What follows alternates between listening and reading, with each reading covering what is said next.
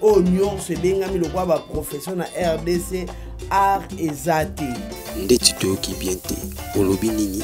Oignon se bengami le quoi profession na RDC art ezate. Donc eloko wana ça nga passe pour musala na biso waye ko bebisa ngo na bato. Ça c'est compliqué. Pour Carissa respecter maman ni, il faut maman ni abanda respecter Carissa. Maman ni biasi biasi. Ndeti to ki biente. Olobi nini? Pour Carissa respecter maman ni, il faut maman ni abanda respecter Carissa. Ce qui n'est pas que Carissa alobara mingi. Na moment na songa za posa olobate no vanda pembi na Carissa. Ba te belé ba tretanga d'orgueilleuse. Mais ça lango orgueil. Ce qui n'a yebi mututé. Alors on a gâté na vendre place mon beaucoup sanga kanda pour ne dit que buzo balangé risqué quand même il y a des gens au bar recevoir ne fût-ce que moi bas salaire wana modique mais biso tozana ngoté nous demandons à ce que papa ça biso bas salaire wana mais ministre ça qui tient arrête faire ndaka makamu na biso ata la biso ba artiste ndi tozo mona passe ata la biso ba artiste ndi tozo mona passe musala ezaka pepe sabiso ki bomoto à part ngai na soma lopango te à part ka wese na tonga epai na biso na bango vérité.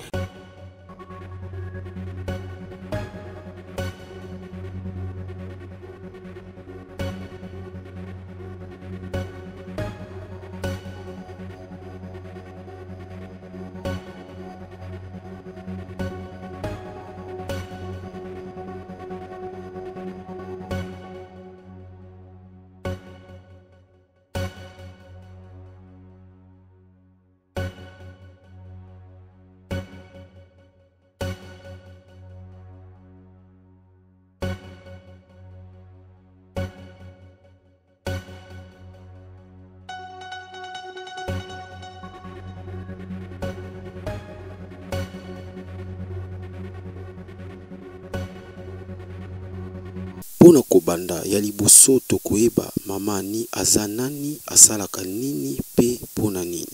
Oui, maman Annie azali mwasi na kati ya basi ebele na mboka na biso Congo pe na mokili mobimba azali mwasi oyo avant akoka ozala une femme publique. C'est une femme ou aza mwasi na kati ya ndako ya mobali maman ya bana. Je prête aussi service dans la nation congolaise comme fonctionnaire de l'État, naza enseignante, nazo tangisa, musala onga penaye kola théâtre et donc voilà un peu na théâtre maman ni azali o azali ko évoluer na théâtre classique. Azape na théâtre na biso otobengaka entre guillemets théâtre populaire ya TV les lope mamani akoni pe na ba théâtre ya Nzonzing na théâtre TV naza ko sala na groupe Simba ya président Elombe. Mama ni biasi biasi a expliqué ki biso pa genre ya ba rôle o ya lingaka. Soki rôle o ba pesinga na moni que ça m'aidera ya ko passer message nanga. En tout cas, nabo ya kangote. Et ce qui emploi de temps nanga peut permettre nga nabo ya kate, mais ça arrive deux fois. Nazaki déjà dans le programme Soussou, Moutoum Soupa Benginga. Bon, je m'excuse. Et puis, Toluki soit une balasima occasion comme on en accueille. Mais sinon, Maman Ni, c'est une femme au service de la nation. Maman Ani biasi biasi a expliqué ki biso comment asalaka pour kombo na ye ebimaka na buzoba te. C'est juste parce que je suis responsable. Naza responsable ya o nasalaka. Na yeba kokabola musala nangai na vie privée nangai. Et puis na yebi que le respect se mérite. Pour Carissa respecter maman Ani, il faut maman ni abanda respecter Carissa. Maman Ani biasi biasi. Ndeti to ki biente. Olobi nini? Pour Carissa respecter maman Ni, il faut maman ni abanda respecter Carissa. Le jour où yo maman Ni a déplacé langage et pas Carissa, Carissa za mutu. Ata za mwana maman ni aboti, mais za mutu ana motema. Le jour où Carissa mona ki comment maman ko sanga likambo boye. Carissa ko riposter. Et tant qu'on riposter, très souvent ngana lobango réaction ezaka résultat ya action moko ezaki posé à l'avance. Mouta posé action peut-être ba mona ki te mamani a posé action. Mais Caris a réagir. Batu nyonso ah pourquoi Caris a sali boy? Ezaki suite ya action au mamani a posé qui. Donc voilà ça principe nanga ya vie. Je respecte tout le monde. Na respectaka mutu nyonso et na respectaka comment sentiment ya mutu nyonso. Ce qui n'a dit que non tanga yo o limbisa parce que toza na yo. Ce qui n'a dit que Caris alobara mingi. Na moment na so nga za pour ça olobate no vanda pembi na Caris te. Ba te belé ba traitanga d'orgueilleuse. Mais ça lango orgueil te. Ce qui n'a yebi mutu te na poussa na anan pembe ni na été. Parce que na yebité il se pourrait que on nga na linga te na kutango na kati na ye et choc wane sala bien te. Ou soit je ne sais pas comment bon, c'est plus par rapport à l'autre parce que nga na mi yebi mwandambu na yebi ba buzo bananga na yebi ba qualité nanga par rapport à buzo bananga na koloba ke ah peut-être place na vandi ceux qui par exemple na yo ki kanda na zelate alors na ngate na vanda place mo be kopé sanga kanda pour na yebi ke buzo bananga risque bima donc c'est un peu ça na yebaka kaka koza responsable na ba acte nanga na posaka. Je sais respecter tout le monde, je sais garder mes limites. Na yebi balobi ke place liberté ya mutu mususu suki yange bandi. Place yanga pe suki ya ye bandi.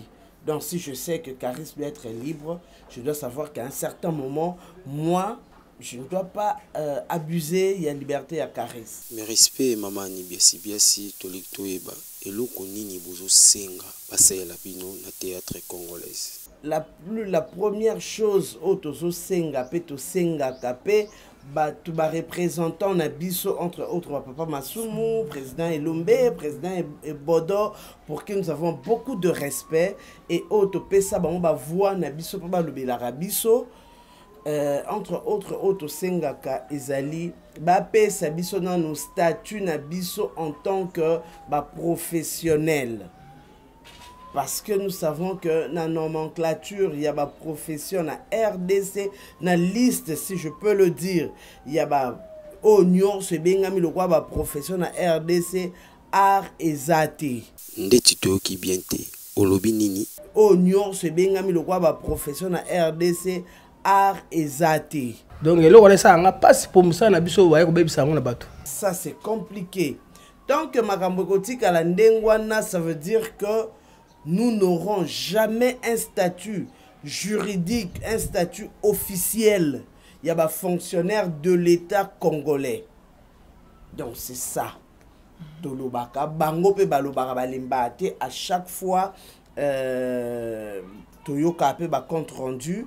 Balobakango pour que bakondi ba yoka les londes zaboye il faut que ba voix comment ba loi ezala voter vraiment c'est tout ce que nous demandons aux autorités congolaises tout ça msala eza moindre te hein mais s'il y a batu o baza ba malheureux na congolais ce sont des artistes.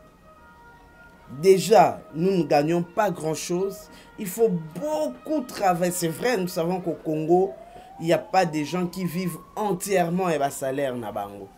Mais quand même, il y a des gens au bas recevoir. Ne fût-ce que moi, bas salaire wana modique, mais biso tozana ngote. Nous demandons à ce que Bapé Sabiso ba salaire Rwanda. Mais ministre ça qui tient arrêtez la ndaka biso. Ata la biso ba artiste ndeto zo mona passe. Ata la biso ba artiste ndeto zo mona passe. Yebisa biso réputation ya théâtre ezobeba pona nini. Pour réputation na biso ezobeba parce que nous n'avons pas d'argent. Ndeti to ki bienté. Olobi nini. Pour réputation na biso ezobeba parce que nous n'avons pas d'argent. Vous vivez par des dédicaces. Des dédicaces. Ero dédicacer mutu moko boye. Moi si ya mutu wana to mobali ya mutu wana yo ki abi apona nini balobi yango boye pourquoi de tels éloges à comprendre en ma réputation et baby oyoka bakangisa ki artiste basala ki boya basala ki ceux qui toza ba salaire na biso si nous avons des subventions parce que partout à travers le monde l'art vit avec des subventions. Nulle part na mboka même totanga ba mboka te parce que toko comparer te. Mais nulle part à travers le monde théâtre et viva vraiment na ndenge nango ou art et va na ndenge nango. Partout eza ba subvention ndem tezo faire vivre ba art par subvention. Je veux dire des gens il y a des structures, des organisations. L'État est le premier partenaire qui doit donner ba subvention na ba groupe il y a théâtre na ba artiste. Moi groupe mon goudou ba na bangote mais ba ko benga boya ngana formateur na former bino na forma yo ou te pa ya nani. Le théâtre, l'art, il y a des pays qui ne vivent que grâce à la culture. Donc le ministère de la culture, c'est un ministère qu'on ne peut pas négliger. On dit un homme sans culture, un peuple sans culture est un peuple sans repère. Si vous n'avez pas de culture, ça veut dire que vous n'avez pas de repère. Vous ne saurez d'où vous venez et où il faut aller. Donc c'est un peu ça. Ma perception, ma subvention, ça sera une bonne chose. Donc voilà. Le bachine est comme ébélé, le théâtre est comme ébélé, le bachine peut comme ébélé. Côté négatif, il y a médias. Ça expose tellement que tu n'as plus de cachette, de vie cachée. C'est ça.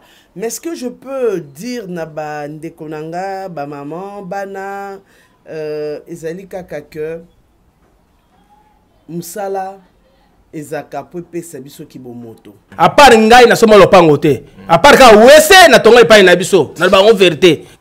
Hein? Sokozo sala, ça veut dire que tu es quelqu'un de valeur. Sozo sala te mutunyo so sakana yo parce que ebi que bon. Musala un peu lo moko yaka opesa mutu vraiment ki bomoto makasi, beaucoup de valeur, d'où nous devons protéger. Oh, yo pesa biso valeur, ça veut dire musala na biso. To protéger musala na biso et te protéger au cas que ceux qui te yebi réellement qu'on séparer notre profession, notre vie professionnelle, na vie na biso o ezali privé. Ça veut dire que quand je sors na public, je deviens une image à suivre. Donc je ne suis pas appelé na ba bassesse nyoso. Quand je suis nanda kunanga, je peux kozala ndenge na zalaka, na kolia na simbi kwanga nanga na liboko na Thompson nanga koto. Mais quand je suis en public, je dois mettre ça dans deux assiettes différentes parce que je suis éducateur de masse, éducatrice de masse et je dois dire aux gens voilà la bonne vie. Nous sommes appelés à montrer l'idéal. C'est vrai que d'un côté il y a idéal, il y a toujours des bassesses, il y a toujours ce que nous des reproches, mais nous sommes appelés à montrer en public ce qui est idéal. Donc tokoka kozala batu oyo toyebi nini toya kosala musala ngo, toya osala nde musala po tozwa vie. Et au travers de ça, toyeba que tout ce que nous faisons aujourd'hui nous rattrape demain. Merci.